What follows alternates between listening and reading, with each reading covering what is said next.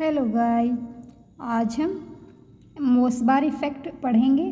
हमने पहले एनएमआर पढ़ा था, जो थर्ड यूनिट का फर्स्ट हाफ पार्ट था एनएमआर स्पेक्ट्रोस्कोपी के बारे में। अब हम थर्ड यूनिट का जो लास्ट हाफ पार्ट है मोसबार स्पेक्ट्रोस्कोपी, उसके बारे में पढ़ेंगे।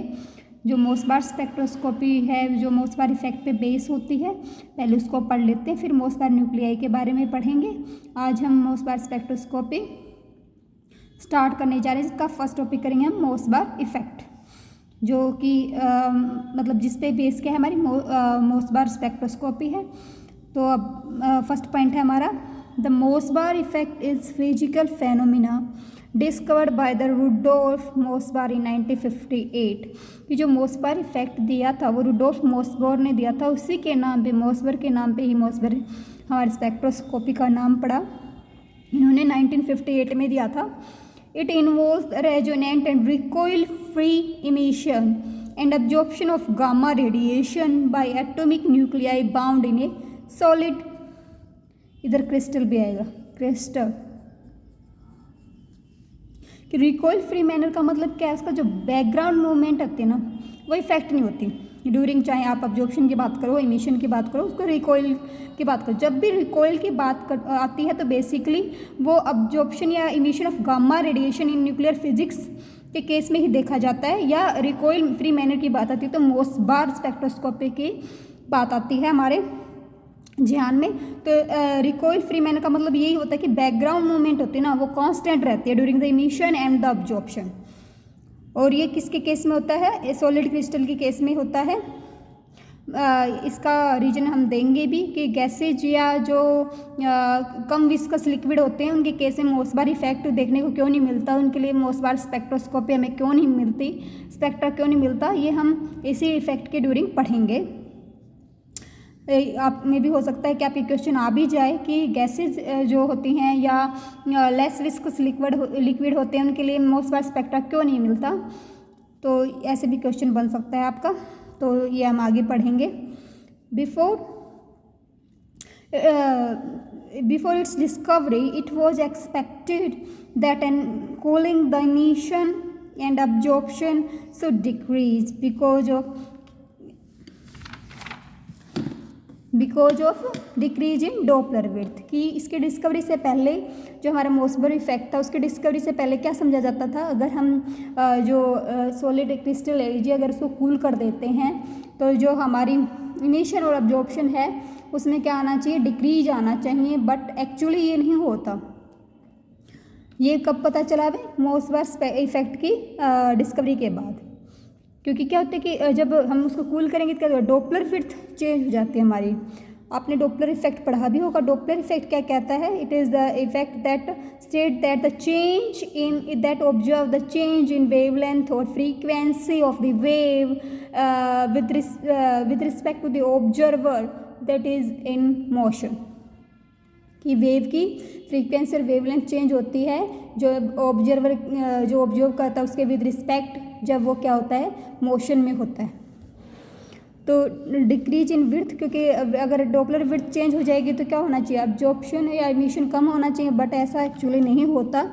होता क्या है, बट फ्रॉम द ऑब्जर्वेशन, के ऑब्जर्वेशन से पता चला, it became clear that absorption get increase due to the recoil free manner of the nuclei.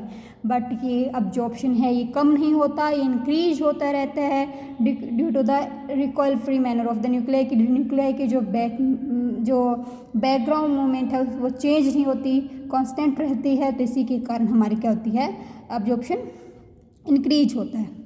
In such way phenomena of emission and absorption of gamma rays of nuclei in recoil free manner and without thermal broadening is called Mossbauer effect. कि अगर हमें ना तो क्या तो ये absorption अगर होता है, इमिशन और अब्जॉर्प्शन होता है गामा रे का, तो रिकॉइल फ्री मैनर में होता है। तो इसके कारण का तो जो टेम्परेचर होता है वो सॉलिड क्रिस्टल का वो कांस्टेंट बना रहता है। इसी को क्या कहते हैं, हम मोसबार इफेक्ट कहते हैं।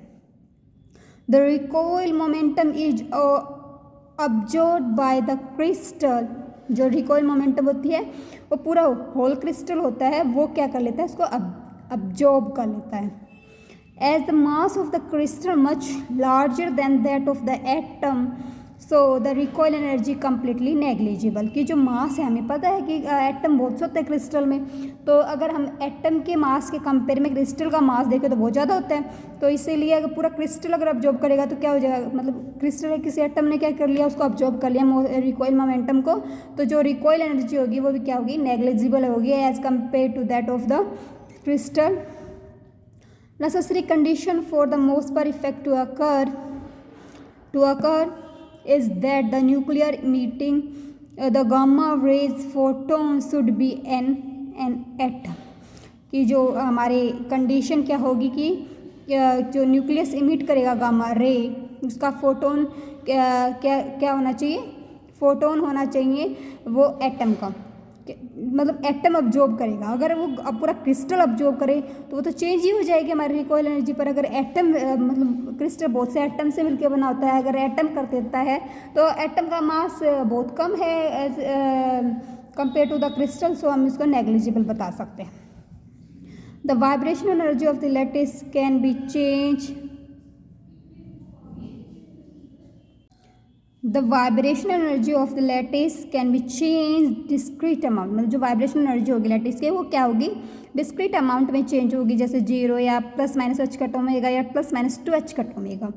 If E are mean the recoil energy less than h cut omega हो जाएगी तो क्या हो जाएगी, कोई एनर्जी ट्रांसफर ही नहीं होगी। तो हम क्या लिखेंगे, if E R less than h cut omega no energy transfer takes place, let f be the fraction of events which takes place without the transferring energy to the lattice. कि अगर हमने माने कि f नंबर ऑफ मतलब fraction मान लिया total event का, कि वो क्या हो रही है, ऐसे टेक्स प्लेस हो रही है कि वो ट्रांसफर ही नहीं करी, कोई एनर्जी क्या नहीं लैटिस को ट्रांसफर नहीं करी, तो ऐसे इस केस में क्या होगा, then a fraction 1 - f total probability में से हम f फ्रैक्शन घटा देते हैं। जो f फ्रैक्शन क्या है उसमें तो विदाउट ट्रांसफर हो रहा है, एनर्जी ट्रांसफर ही नहीं हो रही, और 1 क्या टोटल प्रोबेबिलिटी है, तो will transfer 1 photon energy h cut omega neglecting 2 3 it is a quantum transition to first approximation and there. तो हमारी क्या हो जाएगी, जो हमारी ई आर है रिकॉइल एनर्जी वो क्या हो जाएगी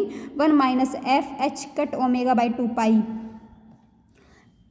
तो अब हम यहाँ से क्या कर सकते हैं, f की वैल्यू को कैलकुलेट कर सकते हैं। तो f की वैल्यू को अगर हम यहाँ से निकालें 1 से तो क्या आ जाएगी, हमारे पास आ जाएगा f is equal to 1 - 2 pi is G by h cut omega. तो हमने ई जी क्यों लिया है, ई जी क्या है, E G with the band gap that F और एंड एफ क्या है, Mossbauer coefficient.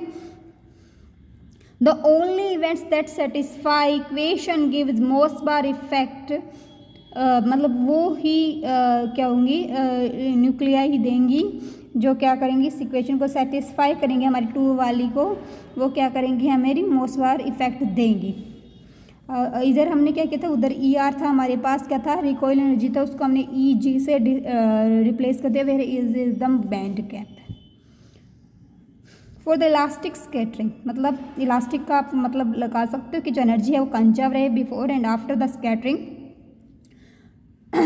General expression that represent the probability of the recoilless absorption और इमिशन इज, कि अब जो प्रोबेबिलिटी क्या होगी कि मतलब रिकॉइलनेस जो हमारा अब्जॉर्प्शन या इमिशन हो तो वो एफ की टर्म्स में वो क्या हो जाएगी, जो एक्सपोनेंशियल की पावर -1 बाई एक्सपोनेंशियल की power -4 pi square average value of S square by lambda square, where S square is the mean square thermal displacement of the atom. की ये थर्मल डिस्प्लेसमेंट का क्या है, हमें मीन वैल्यू लेनी है, एंड लैम्डा आपको पता ही है कि क्या होगा, वेवलेंथ होगी किसकी, गामा रे की। तो अब हम क्या करेंगे, इक्वेशन को 3 को हम दूसरी फॉर्म में लिखें तो क्या आ जाएगा, equation 3 can be written as F is equal to exponential -4 pi square E R, where E R is the recoil energy किसके into average of S square by H square by into C square. हमने किसको, lambda को replace करवा दिया है।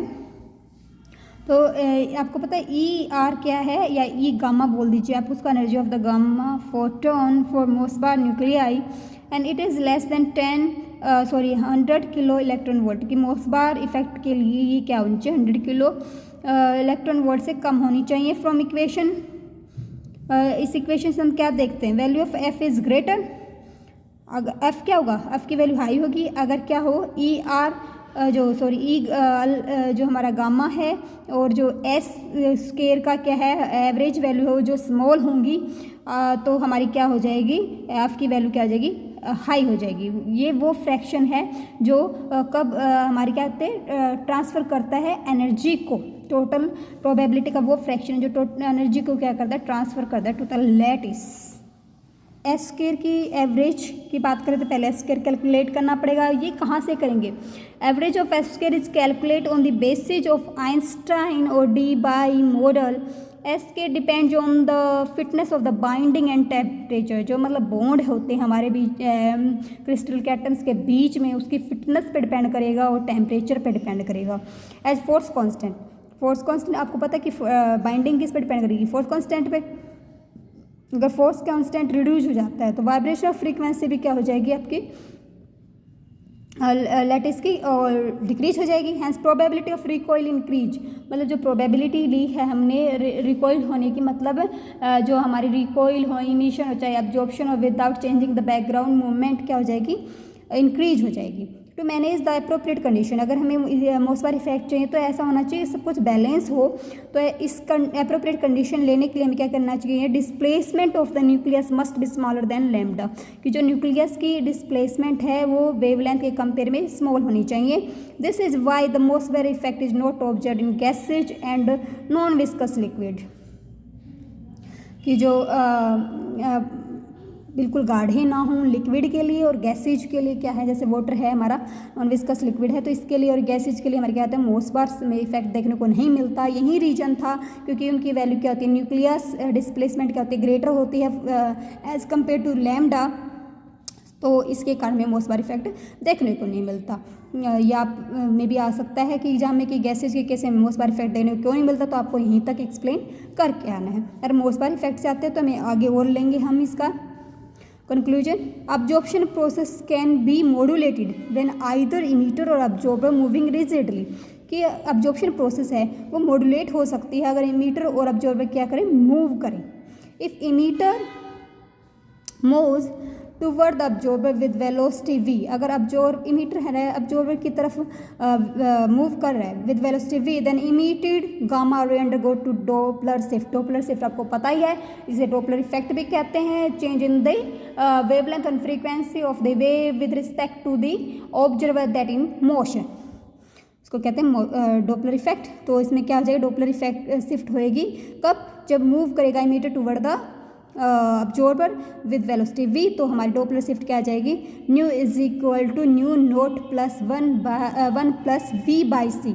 v is the where nu is the frequency of emitted gamma ray जो emit out होगी, और न्यू नोट क्या हो जाएगी, frequency of radiation that comes from the static emitter, जो क्या है अगर इमीटर हमारा मतलब रेस्ट में है उससे जो रेडिएशन आ रही है उसकी फ्रीक्वेंसी क्या हमारी न्यू नोट है। इफ़ द वी आपको पता क्या है, वी वेलोसिटी के साथ इमीटर क्या कर रहा है, मूव कर रहा है toward the absorber. If the emitter and the absorber turn in beginning, अगर दोनों ही टर्न हो जाएं तो क्या होगा, motion of the emitter cause D turning and reduce the absorption. अगर स्टार्टिंग में टर्निंग हो रहे हैं तो बाद में क्या हो जाएगा, इमीटर क्या हो जाएगा, डी टर्निंग हो जाएगा, इससे क्या हो जाएगा, अब्जॉर्प्शन डिक्रीज हो जाएगा। अगर स्टार्टिंग में डी टर्निंग हो रहे हैं तो आफ्टर में क्या हो जाएंगे, टर्निंग हो जाएंगे, तो इससे क्या हो जाएगा हमारा अब्जॉर्प्शन इंक्रीज होएगा। तो दोनों ही क्या है, वाइस वर्सा है, दोनों ही कंडीशन हो सकती है। बेबी हो सकता है कि टर्निंग हो पहले या डी टर्निंग हो, तो उससे हमारे किस पे डिपेंड, वो उस पर हमारा इफेक्ट पड़ेगा अब्जॉर्प्शन पे। इफ़ ई हमने सब यूज किया है किसके लिए, energy of the emitter, and E use किया हमने energy of the absorber, then the using equation 5, जो हमने इक्वेशन 5 ली इन टर्म्स ऑफ फ्रीक्वेंसी, तो हमारी इन टर्म्स ऑफ एनर्जी क्या आ जाएगी, E A minus E by E A is equal to H nu minus nu naught by H nu is equal to V by C. Equation 6 give the condition of velocity that require to get turning, ये हमारी वो velocity देगी जिससे हमारा क्या होगा, जो हमारा अब्जॉर्बर है वो टर्न होगा। अगर ये कंडीशन हमारी प्रूव होती है 6 होती है तो हमारी क्या होगी, हमें डॉपलर शिफ्ट मिलेगी, डॉपलर शिफ्ट मिलेगी तो हमें मोसबार इफेक्ट मिलेगा, और मोसबार इफेक्ट पे ही बेस्ड क्या है हमारे पास, मोसबार स्पेक्ट्रोस्कोपी है। ठीक है, ये हमारा आज का मोसबार इफेक्ट था। और हम ये पढ़ लेते हैं कि ए स्पेक्ट्रोमेट दैट कंटेन और कंसिस्ट ए इमिशन सोर्स, जिसके पास इमिशन सोर्स हो, ए स्पेसिमेन हो, ए डिटेक्टर ऑफ गामा रेज हो यूज टू मेजर मोसबार स्पेक्ट्रा, कि मोसबार जो उसके पास डिटेक्टर हो गामा रे को डिटेक्ट करने के लिए, तो उसको यूज किया जाता है ताकि मोसबार स्पेक्ट्रा को हम मेजर कर पाएँ। ऐसा स्पेक्ट्रोमीटर होना चाहिए हमारे मोसबार स्पेक्ट्रोस्कोपी को मेजर करने के लिए। तो हम मेनली किसकी बात करें, रिकॉइल फ्री मैनर की बात करते हैं मोसबार स्पेक्ट्रोस्कोपी में, किसकी, वो भी गामा रे की। तो ये आज का हमारा क्या था, मोसबार इफेक्ट था, और इस पे ही बेस क्या होती है हमारे पास, मोसबार स्पेक्ट्रोस्कोपी होती है। अब हम मोसबार न्यूक्लियाई भी पढ़ लेते हैं कि कौन से न्यूक्लियाई मोसबार इफेक्ट को देंगी। मोसबार न्यूक्लियाई क्या होंगी, जो मोसबार इफेक्ट के लिए क्या सुइटेबल है। For nuclei to be use for Mossbauer spectroscopy depend upon the following, मतलब कैसी होनी चाहिए कि जो मोसबार जो न्यूक्लियाई है जो मोसबार इफेक्ट को देंगी या नहीं देंगी, स्पेक्ट्रोस्कोपी के लिए सुइटेबल है क्या नहीं है, वो फॉलोइंग मतलब जो हमने पॉइंट किए हैं उससे पता चलेगा। द फर्स्ट पॉइंट हमारे पास, the use radioactive isotope must have long life time, ऐसे न्यूक्लियाई यूज किए जाएंगे जिनका क्या हो, लॉन्ग लाइफ टाइम है, रेडियो एक्टिव आइसोटोप यूज किए जाएंगे हमारे लिए। रेडियो एक्टिव तो लेना ही पड़ेगा, गामा रे तो क्या होता है, हैवी जो एटॉमिक नंबर होता है, हैवी मास के ही हमारे क्या पकते हैं, गामा रे को इमिट आउट करवा पाएंगे। For given element a source of gamma ray emission must exist a parent nucleus whose decay gives rise to the appearance of isomer nuclei। तो क्या होगा, एलिमेंट क्या होना चाहिए जिसके पास क्या हो, गामा रे इमिट आउट करने की कैपेबिलिटी हो। The Mossbauer emission energy live within the range of few kilo electron volt up to lower 100 of kilo electron volt, इसकी मतलब इमिशन करने की पावर किलो इलेक्ट्रॉन वोल्ट मतलब lower value तक होनी चाहिए, कुछ किलो इलेक्ट्रॉन वोल्ट तक इसकी क्या कैपेबिलिटी होनी चाहिए न्यूक्लियाई की कि वो गामा रे को इमिट आउट करवा पाए। The lifetime of the isomer excited level should be in the range of 10 to the power minus 6 to 10 raised to the power minus 3 second. The lifetime determine the width of lines and ratio gamma by E equivalent to 10 to the power minus 10 to 10 to the power minus 14. Therefore, Doppler velocity became too low and major difficulty. अगर हम life time की बात करें तो ये suitable life time है। अगर nuclei का इतना लाइफ टाइम है हमारे पास जो डॉपलर उसके लाइफ टाइम विड्थ के लिए इतना है, डॉपलर विड्थ देने के लिए लाइफ टाइम क्या होना चाहिए, 10 raised to the power minus 10 10 raised to the power minus 14, तो ही वो मोसबार न्यूक्लियाई क्या है, सूटेबल है फॉर मोसबार इफेक्ट और मोसबार स्पेक्ट्रोस्कोपी। तो ये आज का हमारा स्टार्टिंग थी किसकी, मोसबार स्पेक्ट्रोस्कोपी की। तो इसी के साथ हम आज का बाइंड अप करते हैं। अगर आज आपको वीडियो का कंटेंट समझ में आया तो प्लीज़ वीडियो को लाइक एंड शेयर कीजिएगा, और आपने अभी तक चैनल को सब्सक्राइब नहीं किया है तो प्लीज़ सब्सक्राइब कर लीजिएगा। Thank you.